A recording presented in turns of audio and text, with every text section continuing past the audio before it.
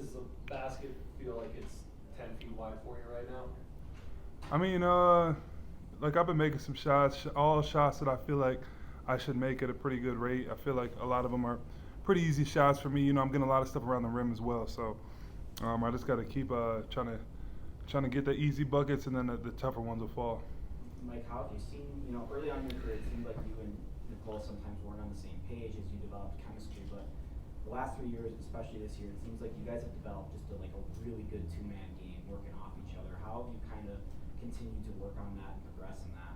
I think it's just learning each other's strength, kind of learning what he wants to do out there, learning what I want to do out there. We kind of make eye contact when he wants me to come up the floor and get the ball off the handoffs, and then if I'm getting ready to go back door, I'll nod at him.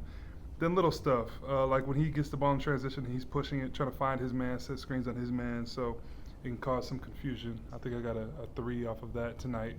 So little stuff like that. Tonight, you guys held up to 90 points. I know that they've got tough circumstances too, second night of back-to-back as well, but you guys seem to be locking in even more. What allowed you guys to be so successful defensively tonight? Yeah, I think we were on the same page. We were showing help. We were showing a crowd to their guys. We knew their strengths. We knew they were trying to score a lot in the paint, score a lot of mid ranges. We knew they wanted to, Franz and Paulo want to play ISO a lot, get downhill. So we showed the right crowd behind the one-on-one defense. Michael, coach said before tonight's game that sometimes he's almost got to urge you to shoot even more. Have you ever felt that that's the case and that's the next step for you, or? I mean, no, I feel like I take enough tough shots. Like I shoot the shots that I feel like I should shoot. I don't want to. We got too much talent on the team to try to force stuff. But I think once I get going a little bit, then I can shoot the tougher ones and hit some of those. But I mean, there's no reason on our team offensively to be forcing a lot of shots. I feel like so. I shoot the ones that I feel like I can knock down, even if a guy's right up underneath me. If I can elevate and shoot over, but like I said, there's no reason to force. I know you just saw him in Orlando, but what was it like just getting to connect again with KCP back here? Yeah, it's great. It's always great seeing him. We miss him over here, but glad he's found a team in a city that he's excited about. So it's always good to see KCP. Being the type of shooter that you are, you get top locked a lot, obviously. Just your reads out of that, how much do you think that's kind of evolved for you this year? Just slipping out and kind of finding avenues that way? Yeah, it's definitely something I've had to work on to see early on how the defense is trying to read me, and then kind of develop my own little counters for when teams do try to do that, because you don't just want to give yourself up out of the play every single time. So finding different ways to get open.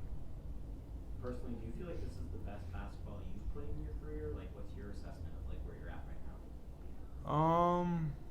I mean, it's been a good stretch of 3 games for me for sure. I've made some shots, found some easy ones around the hoop, but it's only been 3 games, so I'm just trying to play my part and increase my aggressiveness while some guys are out. We got Russ out, we got Jamal out, so I've just been shooting more, obviously. 15 plus shots the last 3 games. I think the 2 before this I had over 20 shot attempts. So I think when I shoot that many times, it's a good chance I'll score a lot because I pride myself on trying to be efficient. Do you think you should stay this aggressive even when those guys come back and they're healthy? I think what makes our team special is just the sacrifice that we do. So roles change when certain guys are in the lineup, and we try to play off each other. And I definitely got to look for my shot, but it's just natural that when guys who have the ball a lot are out, I got to pick up my aggressiveness. And when they come back, I still try to find my spots, but it just might look a little different. When you think back on your career, are there any stretches or parts of your NBA tenure that you think back on most fondly, that you feel like I was really in the zone at that point? The bubble, probably. The bubble, when I first got to the bubble, and then I kind of, went from earlier that year kind of coming off the bench, and I was my rookie year, so I got lucky that not everyone on the team was healthy going into the bubble. Well, they were healthy, but a lot of people had COVID, so I got a few games to start, and I really asserted myself. I think I had multiple 30-point games in the bubble to start off, and I think that kind of propelled me to be able to take that starting spot for the years after that. So I think that bubble was, all the right circumstances kind of lined up, and I actually arrived to the bubble late because I had COVID, and so I was able to be in the gym a lot. And when I got to the bubble, I was really locked in, and that was kind of a good stepping stone in my career that I look back on. But this is the first time in the NBA you've had 3 30-point games in a row, though. Is it? Well, I think so. I think I had probably 2 in the bubble. I think I had a 30-some point game against OKC and then a 30-point game against the Spurs. And I think I had like a 28-point game after that. So was it high school the last time you had 3 30s in a row? Yeah, I mean, yeah, I think so. Probably high school. Last time I had 3 30-point games in a row. Fantastic years.